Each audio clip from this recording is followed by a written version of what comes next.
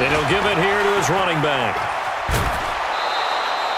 That's a gain of 11. Would have been a first down if not for that penalty moments ago. This is kind of one of those in-between plays here, Charles, on 3rd and goal from the 2 or the 3 in that area. What do you dial up? Something quick hitting. You don't have the time for something to develop slowly. It's got to be right at them if you're going to run the football. And if you're going to throw it, something quick, get it out of your hands in a hurry. Only a yard that time, so now and he'll take it into the end zone. Touchdown, Tampa Bay. A great effort there. His 14th touchdown now on the year as the Buccaneers tack on to their lead.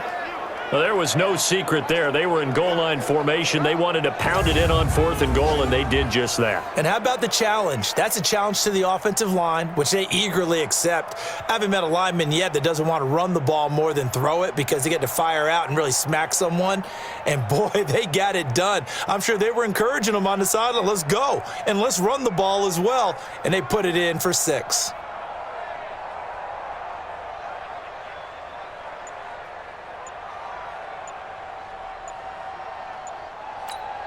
Pinheiro now to add the extra point.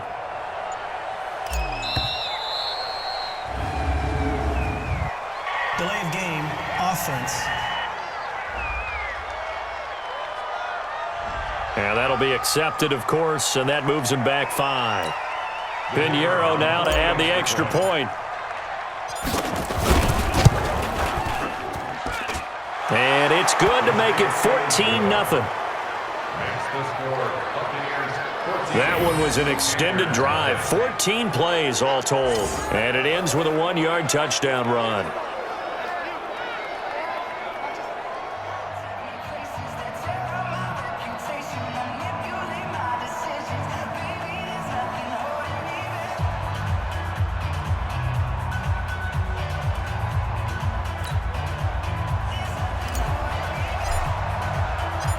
Set now to kick this one away, and off it goes. Fielded about a yard deep. And the decision to bring it out will cost him about 5 yards as he'll get this only back to the 20. A look at the running back, the man out of the backfield as he gears up to go again. They haven't been able to get him on track. They haven't been able to get this offense on track. No points so far. Maybe it's time to start doing a few different things. Throwing the ball a little bit, maybe featuring other people touching it for a while, and then you've got a chance to come back to it when things have changed a little bit. They have to make an adjustment. Well, still time for him here as we sit in the second quarter. Now a throw over the middle, and he's got it to start the drive. And he's going to get this one across the 30-yard line. 11 yards and a Panther first down. When you struggle on offense, you're looking for anything possible to get you going. Sometimes you do it like basketball teams that don't normally press. You put a press on, bring people to life, make them move a little bit quicker. Maybe that'll help them as they head towards the half. Line of scrimmage, the 31 now on 1st and 10. They'll set up to throw. Going right side here, and that's complete. And he'll be taken down, but not before they work it across midfield. This offense finding its legs now. Here's another 1st and 10. And that's going to be incomplete. Too tough to hold on to that one. It's 2nd down. An incomplete pass on 1st down. That leads to a 2nd and 10. And to give this time to the tailback. And the running lane's non-existent in this first half as they'll stop him behind the line. We think, Brandon, I like the intensity this defense is showing right here in these first few drives. They're not just holding the line because they're doing their job, but they're doing more than that, aren't they? They're getting a nice push into the offensive backfield. And a great example right there for the loss on the tackle. Able to find Floyd. And he's going to be stopped here at the 43, and that is not near enough to pick up the first. They do get 9, but it leads to 4th down. Then we got to give a little tip of the cap for the defense there. And look at this. It's a fake. And this is incomplete. A huge gamble, and it does not pay off. They fake the punt. It doesn't work out. And the Buccaneers defense holds, and they get the football back.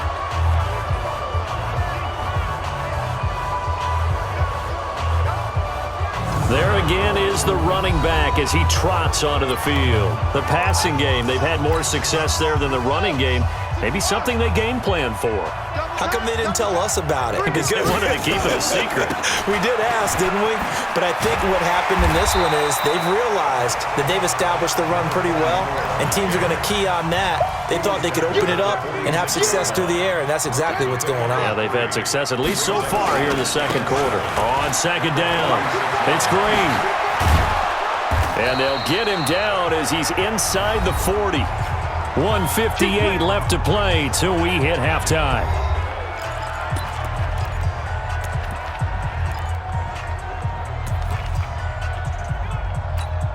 Coming up at halftime, we remind you once again that we're going to check in with Jonathan Coachman in Orlando. He'll have stats and scores from around the NFL as we reach now, hard to believe, the halfway point of the season. Time flying. It certainly is. Time to get the sweaters out, my man. First down, Tampa Bay there, a gain of 13. Watching that run takes me back to something a famous old coach once said. Any player he wants on his team, he wants him to be agile, mobile, and most definitely hostile. On first down, Black. Wide open receiver complete. And they'll get this down to the 10. Another nice gain, 16 yards there and a first down again.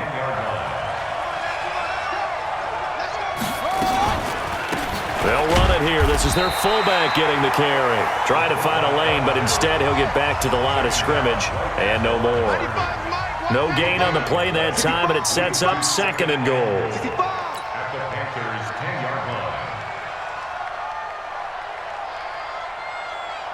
57 to Mike. 57 to Mike. Watch the run. Looking to throw on second down. Black. And it's intercepted at the goal line. Snags it for the pick. And a big turnover there as his guys will get the football back. Boy, that's the kind of interception that can save a game right there. They're already down 2 scores. Huge play, slowing down what was going against them. I was thinking the same thing. You get down 3 scores there at this stage, could be in for a long ball game. The lane opens up that time as he'll be brought down just short of the first after a gain of about 9. So we are at halftime here on Halloween as we'll get you down the coast to Orlando for Jonathan Coachman at our EA Sports Halftime Report. Coach. Okay, Brandon, make sure you avoid the crazies out there and welcome in everybody to this Halloween edition of our EA Sports Halftime Report. We'll get started over at Mercedes-Benz Stadium in downtown Atlanta, where it was definitely a game with some intrigue, as you can see by the scoreline. From there, let's hop over to New England. Check out the Patriots at home in Foxborough. And they trail the visiting Denver Broncos in that one. The Broncos seem to be on their way to what would be a good victory. Finally, let's get you to Baltimore. Check on the Ravens at home at M&T Bank Stadium. In that matchup, all even in their battle with the Kansas City Chiefs. Meanwhile, in our game, it's been a back-and-forth first half. Who can put it together in the second half? For the answer, we turn it back over to our broadcast team of Brandon Godden and Charles Davis. All right, Coach, thank you, and we welcome everyone back for quarter number 3. Both teams appear ready for the fight ahead, and we resume action here in quarter number 3. This will be taken in at the 1. And he's up past the 20 to the 22-yard line. Now whistles, and we've got a man down. A man down here following the kickoff.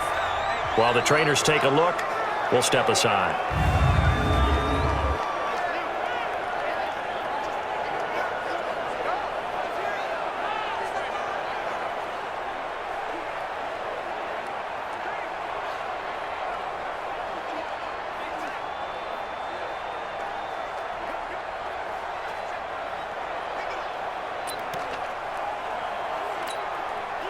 This Carolina offense at the line, ready to go. They come out here with a 0 on the scoreboard. What was said in that locker room? That's what I want to know.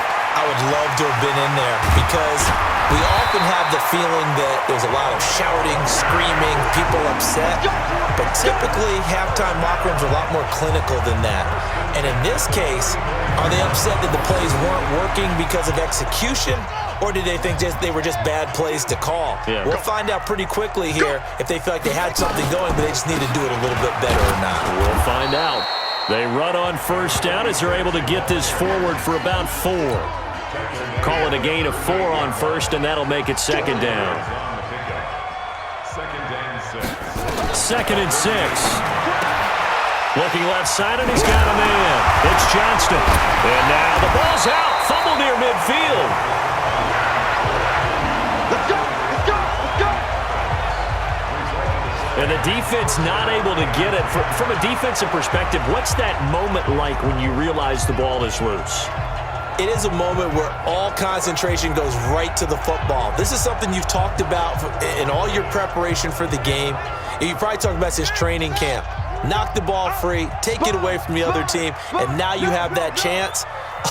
There's a little bit of deflation when they end up recovering it. They knocked it free, but couldn't take it away.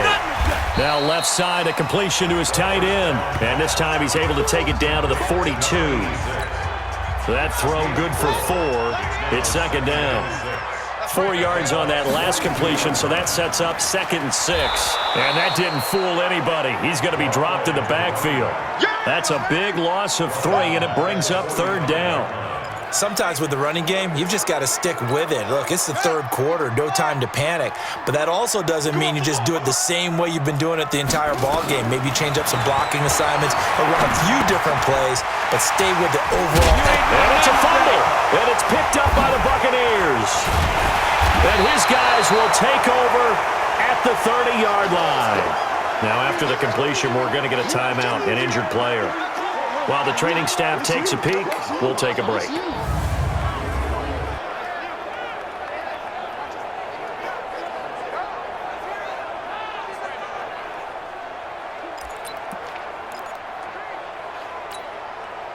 The Bucs offense set to begin their next possession. And there are parts of their last drive they'd like to emulate. Of course, they'd like to forget the inning, the interception. But they did put together, Charles, a nice sustained drive to get him down the field. Yeah, and unfortunately for them, the only thing that matters is part 2, right?